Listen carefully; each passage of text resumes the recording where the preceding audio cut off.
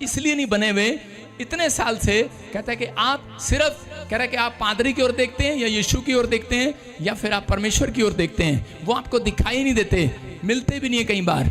लेकिन कह रहा जब आप वचन को पढ़ते हैं तो बाइबल कहती है कि इसने मुझे इंपॉर्टेंस दी है, मेरे वचन को इंपॉर्टेंस दी है, अब मैं इनका नाम को महान करूंगा ईश्वर के नाम में। आपको खुद बाइबल रीड करना है। जब आपको करा चिंता हो, करा चिंता समाप्त करने का तरीका परमेश्वर ने कहा कि वचन पर मन लगा, तेरा कल्याण होगा, तेरे घर का कल्याण होगा, तेरी हड्डियों का कल्याण होगा, तेरी आंखों का कल्याण होगा, करा तेरे हाथों का कल्याण होगा, तेरे विचारों का कल्याण होगा, तेरे बच्चों का कल्याण होगा। अरे हो कि ना हो चर्च, आप चाहते हैं तो कल्याण होगा, नहीं चाहते तो नहीं होगा।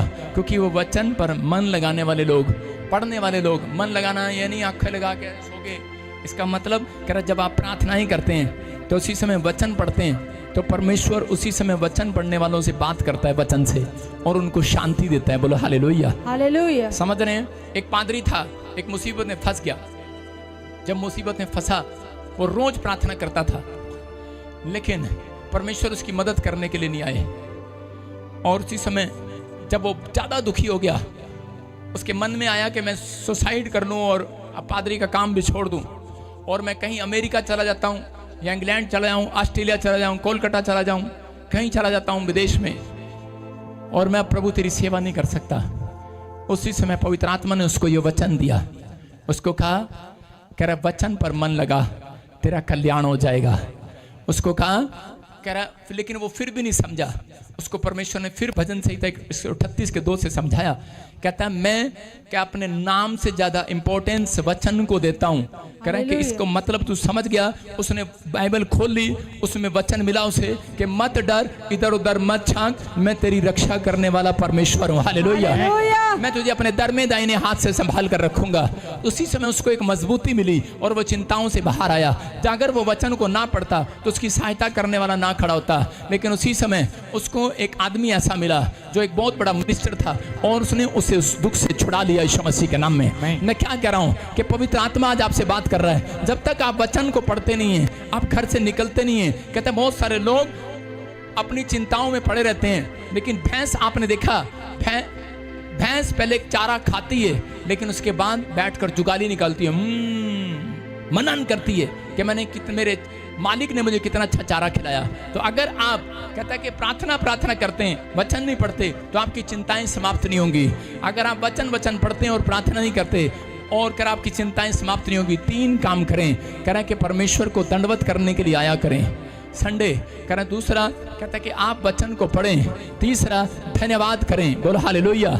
चौथा कह रहा है कि प्रार्थना करें। अगर आज आप प्रार्थना कर रहे हैं, वचन पढ़ रहे हैं, मैं कह रहा हूं वो चिंताएं समाप्त हो रही हैं यीशु मसीह के नाम में। भरोसा कर रहे हैं। मत्ती की किताब 6:34 में लिखा, कह रहा है कल की चिंता ना कर, क्योंकि यीशु मसीह जानता था पहले से। इसलिए इजराइलियों को कह रहा है, इजराइली बहुत चिंतित थे। यीशु मसीह जानता था ये ज्यादा चिंता करेंगे तो मर जाएंगे, ये ज्यादा चिंता करेंगे तो बीमार पड़ जाएंगे। जब एक व्यक्ति ज्यादा चिंता करता है, डॉक्टर भी उसे बोलता है, कहता है कि आपको डिप्रेशन हो सकता है, आपको शुगर हो सकती है। सुना कि नहीं आपने? कह रहा यीशु मसीह ने इसलिए उनको कहा, कह रहा तुम शरीर की चिंता मत करो, कह रहा इसके अंदर जो आत्मा है उसकी चिंता करो। कह रहा ये मरने के बाद कहाँ जाएगी, इसकी चिंता करनी है। ये आत्मा जब निकल जाएगी, ये स्पिरिट जब निकल जाएगी, इसकी चिंता करनी है, कहाँ जाएगी। अभी हमारे बीच में एक जवान है, 18 साल का लड़का है, उसको चिंता नहीं है। आपने देखा 18 साल का लड़का मोटरसाइकिल कितने पे चलाता है? जारी गड्डी 100 पे, बुलेट 100 पे चलती है, कार 100 पे चलती है। बूढ़े को कभी देखा आपने 100 पे चलाते हुए? अरे भाई, हम बूढ़े को बोलते रहे, अरे 100 पे चलाना, दादू 100 पे चलाना, अरे पापा 100 पे चलाना, अरे चाचा 100 पे चलाना। बूढ़ा क्या कहेगा? ताऊ 100 पे चलाना। बूढ़ा क्या कहेगा? अबे मुंह में डांट नहीं है, पता नहीं ऊपर वाला कब आ जाए। कह रहा कम से कम सेफ तो चले, उसको पता है। कह रहा कि धीरे चलना है। कुछ लोग जल्दबाजियां करते हैं अपनी लाइफ में, ये मिल जाए वो मिल जाए, नहीं मिलता खाम खाई की चिंता पाल कर रखते हैं। अपने पड़ोसी को बोलो, खाम खाई की चिंता पाल रखी है तूने, खाम खाई की चिंता। भाई साहब, बच्चा कब होगा, घर कब बनेगा, गाड़ी कब आएगी, परिवार कब होगा, उसके बाद बूढ़े कब होंगे, उसके बाद पोते कब होंगे, उसके बाद पोतियां कब होंगी, उसके बाद उसके बाद हाय हुण कित्थे जावांगे, हुण सही टेंशन आई है लाइन ते, हुण सही टेंशन आई है। कहता है कि इसलिए पौलुस बोलता है, कहता है मैं अपनी कलीसिया की चिंता इस बात के लिए नहीं करता ये धनी हो जाएं, कहता मैं चिंता इस बात की करता हूं, कह रहा ये आत्मिक धुन में बढ़ जाएं यीशु मसीह के नाम में। उसका एक चेला था देकास नाम का, और उसी समय वो चेला आकर बार बार पौलुस को बोलता था, कहता है यार इतना आत्मिक होने की क्या जरूरत है, कहता है थोड़ा बहुत संसारिक भी होना चाहिए। लेकिन पौलुस ने कहा, कहता मैं तेरे साथ नहीं, तू शैतान के साथ है। आपको समझना है, जब आप आत्मिक होकर चलते हैं, जब आप वचन को इंपॉर्टेंस देते हैं, जब आप परमेश्वर के बाइबल सुबह उठते ही कहता आप बाइबल पढ़ते हैं, अपने मोबाइल को नहीं पढ़ते। कुछ लोग मोबाइल में पढ़ते हैं बाइबल, लेकिन जो लोग कहता वचन को पढ़ते हैं, बाइबल पढ़ते हैं, उनके सराहने पर बाइबल रखी रहती है। याद रखना, मैं कह रहा हूँ परमेश्वर सुबह उठते ही आपको इंपॉर्टेंस देगा। सबसे पहले यीशु मसीह के नाम में आपको इंपॉर्टेंस देगा परमेश्वर। आपकी पत्नी आपको इंपॉर्टेंस देगी, आपका पति आपको इंपॉर्टेंस देगा, आपके बच्चे आपको इंपॉर्टेंस देंगे, आपके दोस्त आपको इंपॉर्टेंस देंगे, आपका बॉस, आपका सीनियर आपको इंपॉर्टेंस देने लगेगा। चर्च आप जिस बड़ी कंपनी में काम करते हैं, इंपॉर्टेंस देंगे वो, क्योंकि वचन काम करेगा और कह रहा है कि उसके हृदय को छेद डालेगा यीशु के नाम में। कहता बदल देगा। पवित्र आत्मा काम कर रहा है। अगर आप इंपॉर्टेंस देने के लिए तैयार हैं, लेकिन हम कह रहे हैं कि वचन को पढ़ते नहीं, और इसलिए क्योंकि वहां पर लिखा रहता है कई बार कि आंधियां आएंगी, तूफान आएंगे, भूकंप आएंगे, तुम सब मर जाओगे, वो वाला पन्ना छोड़ के आगे चल पड़ते हैं। कहते पहले ही बड़ी चिंता यार है। हम कई बार पुराना नियम पढ़ते हैं, वहां पे लिखा मार काट के, और इसी समय उसने इसको मारा, उसने इसको मारा। कहते यार हमारे घर में तो पहले लड़ाई झगड़े, हम उस पेज को छोड़ के आगे चलते हैं। आप समझते कि नहीं? हम सोचते हैं कई बार शैतान हमें डराता रहता है, कहता है जैसा वचन पढ़ोगे वैसा ही हो जाएगा तुम्हारे साथ। तो उसी समय परमेश्वर ने वो वचन आपको सिर्फ इतिहास पढ़ने के लिए दिया है कि ताकि एक दिन तुम भी इतिहास रच सको। याद रखना, इतिहास पढ़े जब रचोगे, जब तुम पढ़ने वाले बनोगे, सुनने वाले बनोगे। इसलिए प्रकाशित वाक्य में एक अध्याय में लिखा, उसके 3 में वचन को सुनने वाले, मानने वाले, उस पर चलने वाले बनना है। जब आप करते हैं तो परमेश्वर आपकी चिंताओं को समाप्त करने के लिए दी एंड वाले स्वर्गदूत भेजेगा। कौन से स्वर्गदूत उतरेंगे आज चर्च? लड़ाई झगड़ा खत्म कराने वाले, बीमारियां खत्म कराने वाले, कर्जा खत्म कराने वाले एंजल आएंगे आज। आमीन बोलने वालों के लिए मैं कह रहा हूँ, जब आप वचन पढ़ेंगे तो वो स्वर्गदूत उतरेंगे आज। आमीन। मैं देख रहा हूँ यहाँ पर सीढ़ी लगी हुई है, सुन रहे मेरी बात? हालेलुया। मैं देख रहा हूँ बड़े सारे स्वर्गदूत और एक सीढ़ी लगी हुई है। हालेलुया। लेकिन एक ध्यान से सुनो, मैं ये भी देख रहा हूँ और आपको बता रहा हूँ, वचन बताता है स्वर्गदूतों के लिए सीढ़ी नहीं बनाई गई। स्वर्गदूतों के पास पर होते हैं, समझ रहे कि नहीं? वो जहां मर्जी चले जाते हैं। वो सीढ़ी आपके लिए तरक्की करो आज से, तरक्की करो आज से। वो सीढ़ी आपके लिए भेजी है परमेश्वर ने। जब एक व्यक्ति मरकर जाएगा स्वर्ग में, तो कहता है उसके लिए एक सीढ़ी बनाई जाएगी, वो सीढ़ी पर चढ़ेगा। आप समझ रहे कि नहीं? कह रहा सुनो, आपको बचाने के लिए यीशु सीढ़ी का इस्तेमाल करता है। आमीन। आप किसी व्यक्ति को बचाने के लिए सीढ़ी बन सकते हो, उसकी बन सकते हो कि नहीं? कहता है इसका मतलब परमेश्वर ऐसे लोगों की चिंताएं मिटाता है जो दूसरों के लिए आशीष का कारण बनते हैं। जो अपने लिए चिंता करते रहते हैं, परमेश्वर साडा की होएगा, न्याणे दा की होएगा, बच्चियां दा की होएगा, परमेश्वर आएगा और पेड़ मरेगा, चल परानो हट।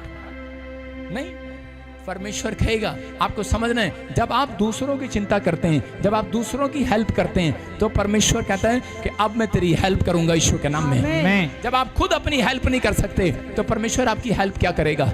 लेकिन अब्राहम इस बात को समझता था। अब्राहम को जब चिंता होती थी, वो अपनी पीठ को थपथपाता था। जब अब्राहम को चिंता होती थी कि तुझे बच्चा नहीं है, लोग ताने मारते थे, तो उसी समय हो सकता है आप में से यहाँ पर कोई बैठा हो, आपके पास बच्चा ना हो, आपके पास कोई टेस्ट मनी ना हो, आपके पास चंगाई ना हो, नौकरी ना हो, आपकी माँ आपके बाप आपके फ्यूचर के लिए डांट रहे हो, क्या मिला तुझे, क्या मिला तुझे चर्च में आकर। लेकिन उस समय में कोई आपकी हेल्प करने नहीं आएगा। चर्च परमेश्वर उसकी हेल्प करते हैं जो कह रहे हैं कि आप अपनी हेल्प खुद करना जानता है। अब्राहम की तरह अपनी पीठ को खुद थपथपाना पड़ेगा, दाऊद की तरह अपनी पीठ को खुद थपथपाना पड़ेगा। बहुत सारी मुसीबतों में जब मैं गया, मेरी हेल्प करने कोई नहीं आया, मेरी पीठ को थपथपाने की बजाय मेरी बुराई करने आए, लेकिन मैं अपनी पीठ को शीशे के सामने खड़ा हुआ थपथपाता रहा। मैंने कहा बजिंदर सिंह चिंता ना कर, यीशु तेरे साथ है, उसने तुझे पहले से आशीष दे रखी है। उत्पत्ति की किताब 1:22 में लिखा कि उसने जीव जंतुओं को जब बनाया, उसने पेड़ पौधों को जब बनाया, और उसने आशीष दिया। हालेलुया, क्या लिखा कि जाओ फूलो फलो और बढ़ जाओ। हालेलुया, अगर वो जीव जंतुओं को आशीष दे सकता है तो उसने सबसे पहले आदमी को बनाने से पहले आशीष दिया था। पढ़ो देखो क्या लिखा। और जो परमेश्वर चिंता कर रहे हैं उनके लिए ये वचन। हाँ, और परमेश्वर ने यह कह के उनको आशीष दी, ये कहकर आशीष दी जो चिंता कर रहे हैं, फूलो फलो और समुद्र के जल में भर जाओ। बोलो समुद्र में भर जाओ। भर जाओ। कह रहा फूलो फलो, टेंशन दूर करो और बढ़ जाओ। जेड़ा टेंशन दूर ना करे और समुद्र से छलांग लगाओ और भर जाओ थे। हालेलुया, हाँ, यही कर सकते हैं। जो चिंता दूर नहीं करते वो नदी और समुद्र में मिलते हैं। जिनकी चिंताएं बढ़ जाती हैं, इसलिए यीशु मसीह ने कहा, कहता है चिंता ना करना, चिंता ना करना, तुम क्या खाओगे क्या पियोगे। कहता है उन आकाश के पक्षियों को देखो, कहता है ना उनका घर है ना बैंक बैलेंस है, लेकिन उनको पहले से पता है परमेश्वर ने हमें पहले से उत्पत्ति की किताब 1:22 में आशीष दे रखी है। अब्राहम को भी ये पता था कि परमेश्वर ने हमें आशीष दे रखी है। इसलिए अब्राहम बोलता है मैं आशीष का मूल ठहरूंगा, मैं आशीष का कारण ठहरूंगा। मैं चर्च आपसे बात कर रहा हूँ, ऑनलाइन चर्च, जो इस समय टेंशन में है, नौकरी नहीं है, घर नहीं है, बच्चा नहीं है, चंगाई नहीं मिला, मैं कह रहा हूँ परमेश्वर ने आपको आशीष पहले से दे रखी है। आमीन, आमीन बोलने वाले आशीष, आमीन, चंगाई लेने वाले आशीष ले लो आज। आमीन। अपने पड़ोसी से हाथ मिलाओ, बोलो हमें पहले से आशीष मिली है। कितने साल से आशीष आपके पास? बोलो हमें पहले से आशीष हमारे पास। आमीन, चिंता ना करो, बोलो हमारे पास पहले से आशीष है। आमीन। सुन रहे हैं? अगर आप चाहते हैं तो इसी समय आशीष ले लो। ये कौन रो रहा है पीछे? चलो उठा यहां से, प्रचार में डिस्टर्ब नहीं करना। एक आदमी बोला, एक आदमी आया और वो कहने लगा, कहता पापा देखो वो आदमी आपके बारे में क्या बोल रहा है। मैंने कहा अगर मैं इसकी बात सुनूंगा मुझे टेंशन हो जाएगी, फिर मुझे गुस्सा भी आ जाएगा, फिर मुझे कुछ झूठ भी बोलना पड़ेगा, और फिर मुझे 2-4 बंदे भी भेजने पड़ेंगे, फिर इसकी रिपोर्ट भी करानी पड़ेगी, और नहीं बस की बात हुई फिर इसको चांटे भी लगाने पड़ेंगे। तो मैंने कहा इससे अच्छा है मैं इसकी बात सुनता ही नहीं। बोला हालेलुया, हालेलुया। मैं ऐसी बातें सुनना पसंद नहीं करता। समझ में आया?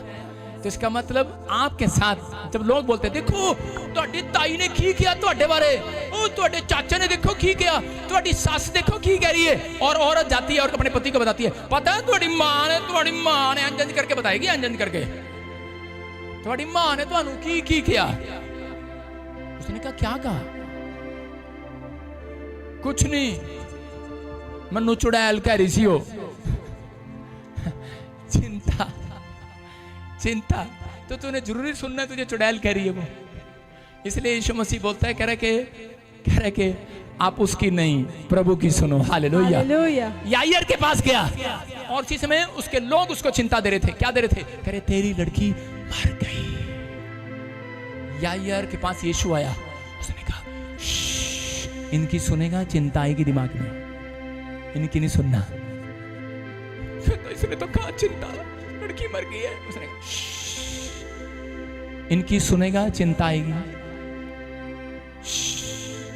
उसने कहा अच्छा। दौड़े दौड़े आए लोग, कहने लगे अबे क्या गुरु को दुख देने से क्या फायदा, यीशु को साथ ले जाने से क्या फायदा, डॉक्टर को साथ ले जाने से क्या फायदा, तेरी लड़की तो मर गई है, हम तो नमज पकड़ कर आए हैं, तेरी लड़की तो मर गई है। हो सकता है आपको लोग कह रहे हो अरे तेरा नंबर नहीं आया है, अरे गवर्नमेंट जॉब में हम लिस्ट देख कर आए हैं, दीवार पर सिर्फ मोटे मोटे के नाम है, पतले के नाम नहीं है। अरे भाई दीवार पर देख कर आए हैं, अरे लिस्ट में देख कर आए हैं, अरे डॉक्टर ने कहा है चंगाई इसको मिली है, अरे बच्चा दूसरे पेशेंट को हुआ है, अरे तुझे नहीं हुआ है, अरे लोगों ने टेंशन दे दी है। लेकिन यहाँ पर तो यायर तो मानने के लिए तैयार ही नहीं है, तैयार ही नहीं है, अनसुनी कर दिया है उस आवाज को। यायर ने कहता आज तो, कहता है आज तो, कहता आज तक तो मैं तुम्हारी सुनता आया, लेकिन आज तक कहता तुम्हारी सुनता आया, लेकिन अब मैं तुम्हारी नहीं सुनूंगा, आज तो मैं यीशु की सुनूंगा, बस यीशु की सुनूंगा। चिंता खत्म करने वाला वही है, बरकतें देने वाला वही है, बर्बाद होने से बचाने वाला वही है, बात करने वाला वही है। मैं तो उसकी सुनूंगा बस, कहता उसकी सुनूंगा। और उसने उनकी अनसुनी कर दिया उस आवाज को।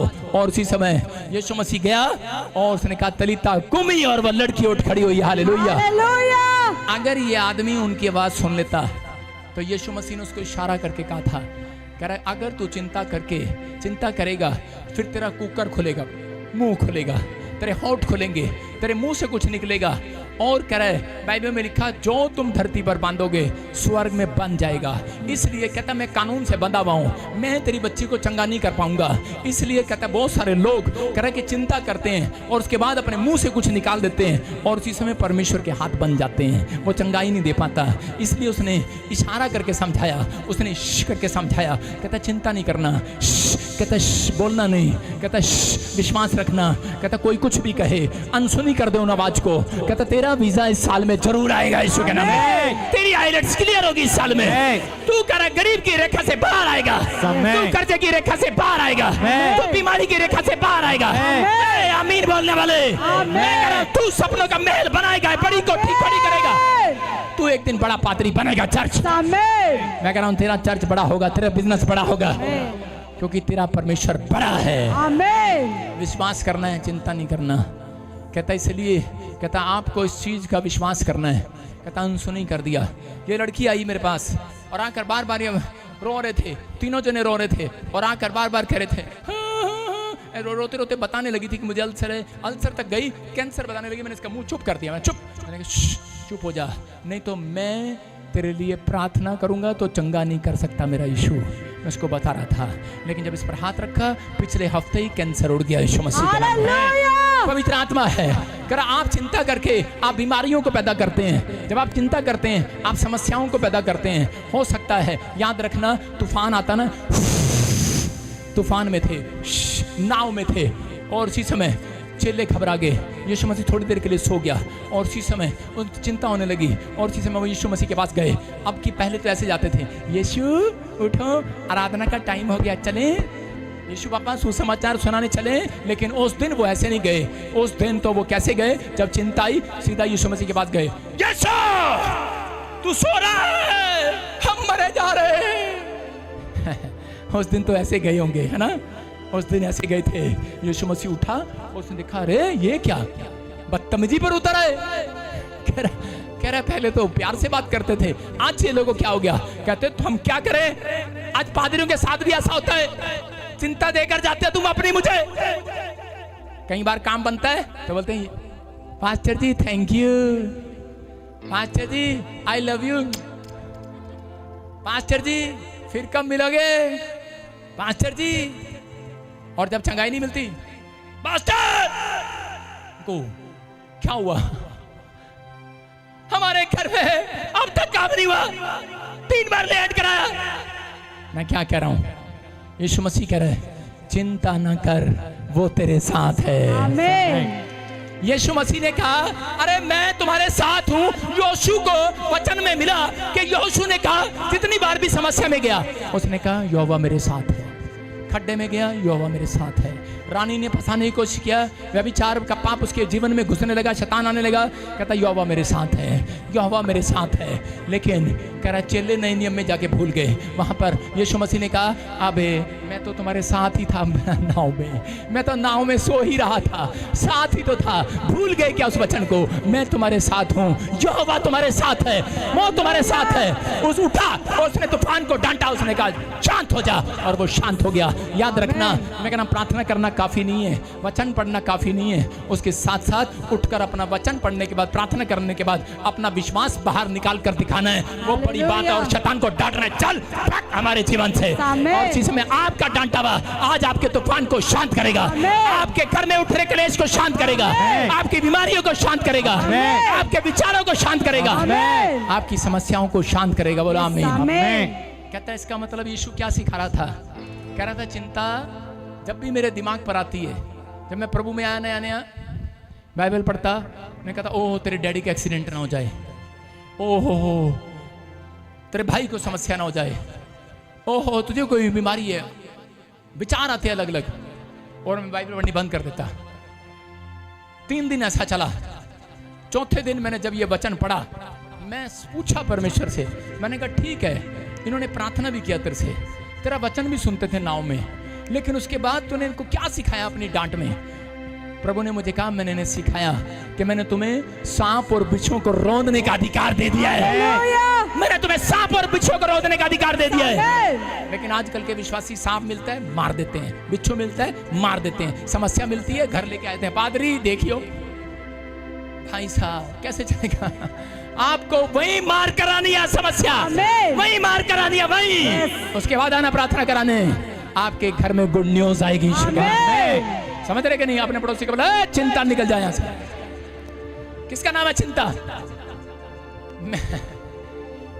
एक बार मैं प्रार्थना कर रहा था और चीज में भीड़ में सब लोगों के लिए मैंने प्रार्थना की, नाम पूछ रहा था, अचानक मैंने उसका नाम पूछ लिया। मैंने कहा, क्या नाम है लड़की तेरा?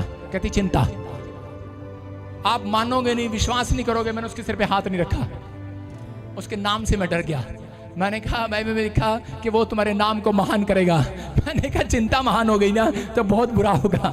मैंने कहा, अपनी माँ को कह नाम चेंज कर। मैं आपको बता रहा हूँ, नाम चेंज से कुछ नहीं होता, लेकिन ये बैम था जब नया नया पादरी बना। मैं कहता, तेरी माँ ने चिंता कैसे रख दिया?